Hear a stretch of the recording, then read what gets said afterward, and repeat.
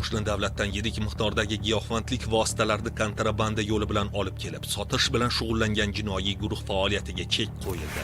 Xususan, 2025-yilning avgust oyida Davlat xavfsizlik xizmatining chegara qo'shinlari hamda ichki ishlar va bojxona idoralari hamkorligida o'tkazilgan tezkor tadbirda Andijon viloyatining Paxtaobod tumanida harakatlanayotgan Matiz rusumli avtomashina to'xtatilib tekshirildi.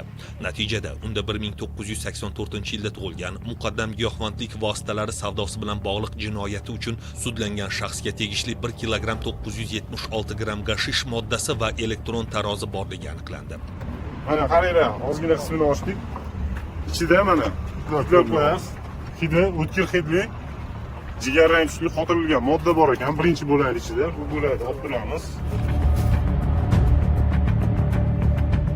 Shuningdek, u jinoiy guruh yetakchisi ekani ma'lum bo'lib, uning vaqtincha yashash manzilidan 2 kilogramm 236 gramm gashish moddasi topildi.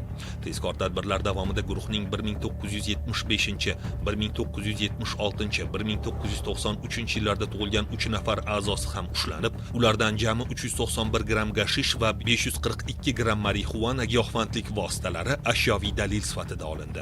Jinoiy guruhning qolgan 1981, 1984 va 1989 yillarda tug'ilgan 3 nafar a'zosi esa guruh yetakchisining topshirig'i asosida Qirg'iz Respublikasidagi narko savdogarlardan tovarni olish, chegaradan o'tkazish va manzilga yetkazib berish vazifalarini bajarishgan.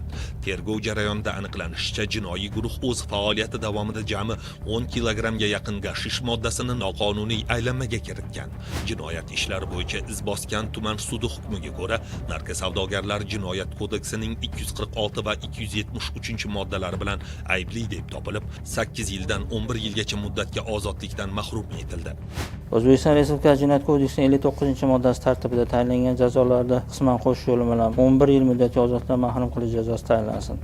Hurmatli fuqarolar, kundalik hayotda giyohvandlik vositalari savdosi bilan bog'liq holatlarga duch kelsangiz, Davlat xavfsizlik xizmatining 1520 qisqa raqamiga qo'ng'iroq qilib xabar bering. Shaxsingizning sir saqlanishi kafolatlanadi.